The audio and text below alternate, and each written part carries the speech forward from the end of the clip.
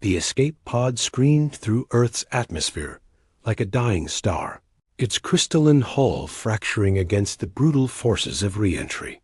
Inside, Kaya pressed her hands against the failing control matrix, her purpluskin flickering with the velorins of distant Ilvin. The magnetic field research that had brought her to this primitive world now seemed impossibly insignificant as alarms shrieked in harmonics that would have shattered human eardrums.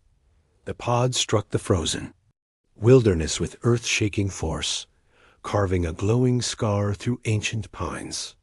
Steam rose from the impact crater as alien technology met terrestrial ice, creating an aurora-like display that painted the night sky in colors that had never touched this world before.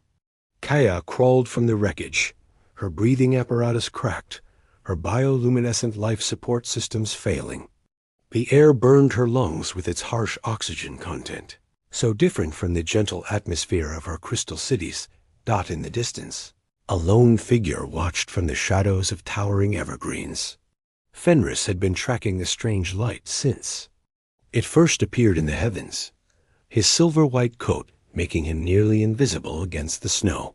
His pack had cast him out seasons ago, his unusual coloring and uncanny intelligence marking him as an outsider among his own kind. But tonight, something called to him with a voice deeper than instinct. As Kaya stumbled across the frozen ground, her alien technology casting dancing lights through the forest, she felt eyes upon her. The legends of her people spoke of primitive worlds populated by savage beasts, and her training screamed warnings about the predators that might lurk in such darkness. Yet when she turned, she saw not a monster, but something that made her triple heart skip in unison. The wolf's eyes held an intelligence that seemed to pierce straight through her soul, silver orbs that reflected her own luminescence back at her like twin moons. Neither moved for what felt like eternities.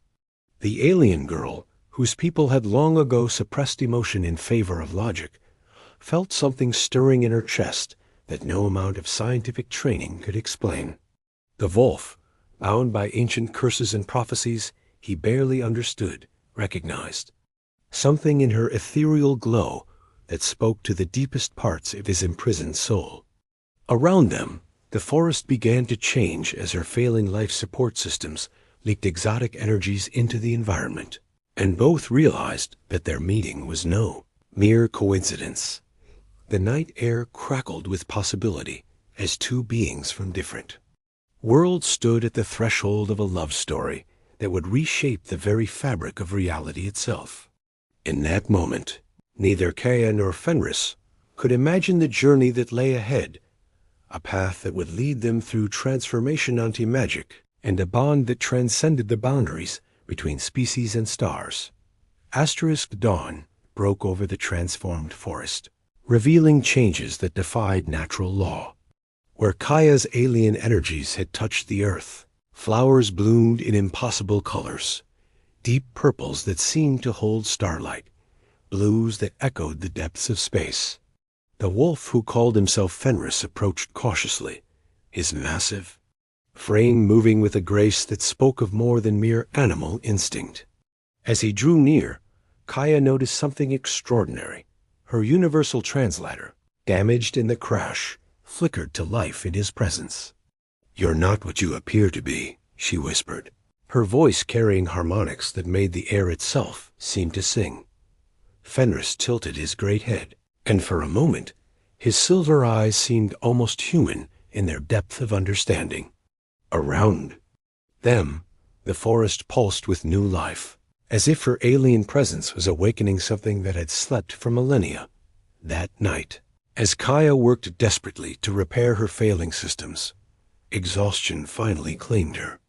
In her dreams, she found herself standing in a realm between worlds, where aurora lights danced overhead and time moved like honey. There, waiting for her, stood not a wolf, but a man whose silver hair caught starlight and whose eyes held the wisdom of ages. "I am Fenris," he said, his voice carrying the weight of centuries, "guardian of this sacred land, bound by ancient magic, to protect what the first visitors from the stars left behind. First visitors? Kaya gasped in her dream, recognizing the ceremonial markings on his skin patterns that matched the oldest texts in Valeron archives. My people were here before? Your ancestors came to Earth when my kind still walked as men, Fenris explained, his form shifting between human and Lupin as cosmic winds swirled around them. They left gifts, knowledge, and something more, a genetic legacy that flows in the blood of those chosen to guard their secrets. But a betrayal turned gift to curse. I was transformed, bound to this form, until one not of this world could love me truly, completely, without reservation.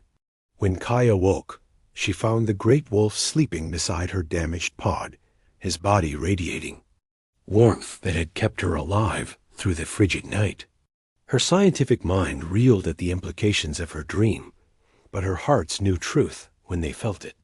She reached out tentatively, her bioluminescent fingers threading through his silver fur, and felt a pulse of energy that resonated through both their beings. Stardust, she whispered, watching motes of light dance between her fingers and his. Fur. The word seemed to awaken something in Fenris, and he lifted his great head to look at her with eyes that held infinite depth. We're connected by stardust itself. As if summoned by her words, the aurora lights of her damaged ship grew brighter, and in their glow, she saw his shadow flicker between wolf and man. A curse was weakening, she realized, but transformation would require more than recognition. It would require a love powerful enough to rewrite the laws of magic itself. Part 3. Moonlight Revelations. 3 weeks passed in the isolated wilderness, and both Kaya and Fenris underwent changes that defied all understanding. Her alien technology, instead of failing completely, began to adapt and integrate with the strange energies that flowed through the ancient forest. Meanwhile, Fenris found his transformations becoming more frequent, especially during the full moon, when Earth's satellite combined with Kaya's bioluminescent presence to create conditions that weakened the mystical bonds holding him in Lupine. Formed out, it was during one such moonlit night that Kaya first saw him fully transformed. She had been working late, attempting to decode the quantum signatures in her damaged navigation systems, when she heard footsteps approaching through the silver-lit trees. Looking up, she gasped at the sight of a tall figure emerging from the Yao. Shadows unmistakably the man from her dreams, but now gloriously real. The moonlight calls to the stardust in our blood, Fenris said, his human voice carrying the same wild undertones as his wolf song. His transformation was incomplete. Silver fur still traced patterns along his arms and shoulders, and his eyes retained their lupine intensity. Your people's genetic gifts respond to Earth's satellite just as they do to your technology. Kaya rose slowly, her heart hammering as she approached this impossible being who was becoming more real with each passing day. My research, she whispered, understanding flooding through her. The magnetic field studies. I wasn't sent here by accident. The council knew about the connection. Your people have always known, Fenris confirmed, reaching out to touch her. Luminescent chic. Where their skin met, tiny stars seemed to ignite, creating patterns that mirrored the constellations overhead. The question is, what will you choose when they come for you? As if summoned by his words, a new light appeared in the sky, not the chaotic brilliance of a crash, but the controlled radiance of Valoron technology. Kaya's rescue ship hung like a second moon above the forest, its scanning beams reaching down to touch the transformed wilderness below. Through her damaged communicator, voices called to her in the harmonic language of her people, promising salvation and return to the logical order of their crystalline cities. They'll never understand, Kaya said, watching the rescue ship's lights grow brighter. My people abandoned emotion long ago. They see it as a weakness, a return to our primitive past. And yet you feel, Fenris murmured, his partially transformed hand intertwining with her luminescent fingers. You choose to feel, despite their conditioning. In the growing radiance of the rescue ship's approach, their connection intensified. Kaya felt the wild freedom of the forest flowing through her veins, while Fenris experienced the vast cosmic awareness that came with her stellar heritage. They were becoming something new, neither fully alien nor entirely earthbound, but a bridge between worlds that had been separated for too long. The moonlight grew brighter as the rescue ship descended, and in its silver glow, both realized that the next few hours would determine not just their fate, but the future of the connection between their worlds. Asterisk, asterisk. The Veloran rescue ship settled into a clearing with the whisper-quiet precision of advanced technology, its crystalline hull refracting moonlight into prismatic cascades. From its depths emerged three figures in environmental suits Kaya's research partner Stardust and two council representatives whose presence spoke of the gravity they assigned to her disappearance. Their leader, Commander Xylan, approached with the measured steps of one accustomed to absolute authority.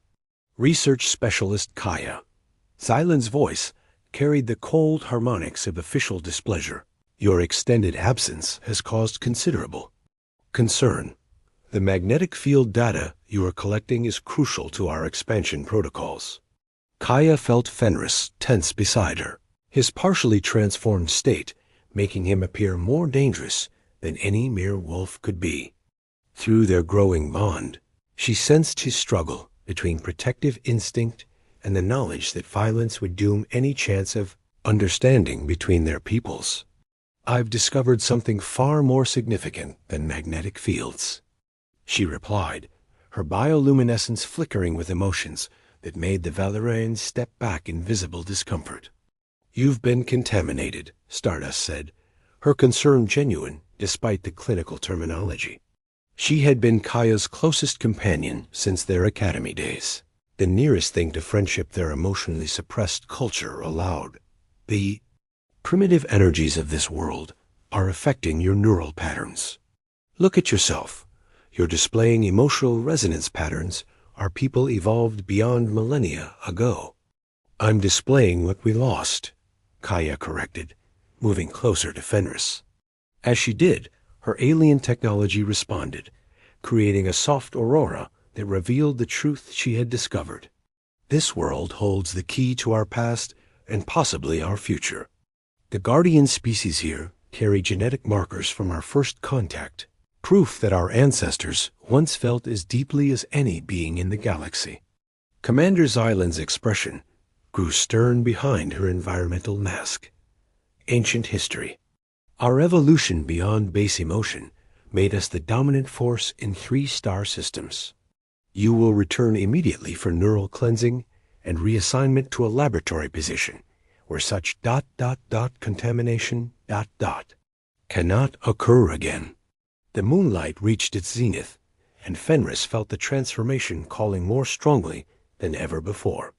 In his human form, he stepped forward, silver eyes blazing with inner fire.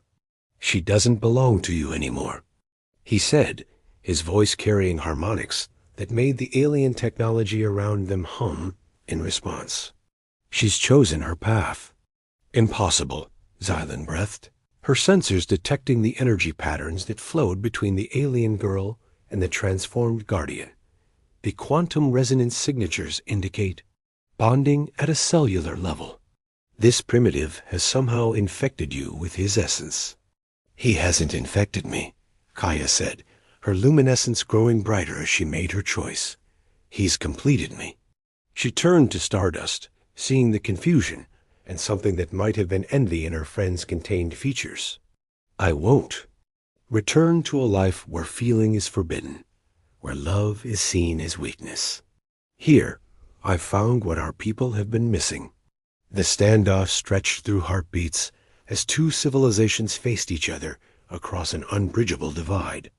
But as the moonlight reached its peak, Fenris began his most complete transformation yet, and the ancient magic of his curse started to unravel in ways that would change everything.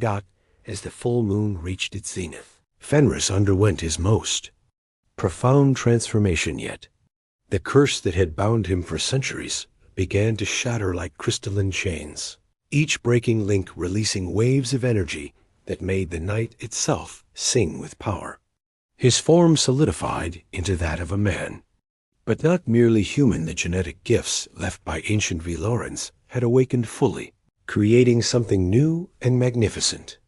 Silver light flowed beneath his skin like living metal, and his eyes held depths that reflected both earthbound wisdom and cosmic understanding. The display of power was so overwhelming that even Commander Xylan stepped back, her sensors overwhelmed by readings that shouldn't exist. "Impossible," she whispered, but her scientific curiosity was beginning to overcome her rigid programming. "The energy signatures are beyond our theoretical maximums. This is what we could become," Kaya said, moving to stand beside Fenris as their combined presence made the very air shimmer with possibility. Not by suppressing what makes us who we are, but by embracing it fully. She looked at Stardust, seeing the hunger in her friend's carefully controlled features, the longing for something beyond the sterile perfection of their homeworld. Stardust removed her environmental mask, breathing Earth's air for the first time.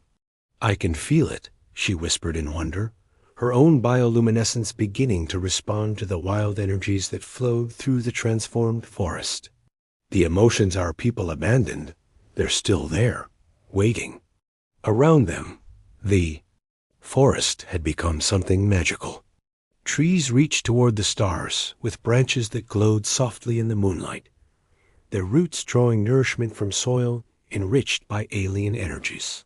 Flowers bloomed in impossible colors, their petals seeming to hold fragments of distant nebulae. The boundary between worlds had grown thin, creating a space where love could transcend the limitations of species and stellar distance. "Commander," Xylan's rigid stance began to soften as she witnessed the transformation occurring around them. Her own suppressed emotions stirred for the first time in decades, awakened by the sheer power of the bond between Kaya and Fenris. "The Council will never accept this," she said, but her voice lacked its earlier conviction. "Then perhaps it's time for the Council to evolve again," Kaya replied, her hand finding Fenris's as their energy signatures synchronized completely. "We've proven that our species can grow beyond what we thought possible. Love isn't a weakness. It's the force that transforms the impossible into reality." Fenris lifted their joined hands, and in the moonlight, their differences became irrelevant. Alien and human, predator and starchild, ancient guardian and cosmic explorer, all labels fell away, leaving only two souls who had found completion in each other. "The curse is broken," he said, his voice carrying harmonics that made the stars themselves seem to pulse in rhythm with his words. "But our bond is eternal." As dawn approached, bringing with it the promise of a new day and new possibilities, a Veloran rescue ship prepared for departure. But this time, it wouldn't be carrying just one passenger home. Stardust had chosen to remain, eager to explore the emotional awakening she had discovered, while Commander Xylan agreed to carry their story back to the Council. Evidence that evolution could move in directions their people had never imagined, in the growing light of morning. Kaya and Fenris stood together in their transformed forest, guardians of a love that had rewritten the rules of magic itself. Their story would become legend among both their peoples, proof that when hearts unite across the vast distances between worlds, even the impossible becomes inevitable. The galaxy would never forget the day love conquered the space between stars, creating something more beautiful than either could have achieved alone. And in the dance of starlight and moonbeams that would forever illuminate their forest home, their love story continued a romance beyond worlds that showed the universe itself could be transformed by the power of two hearts beating as one.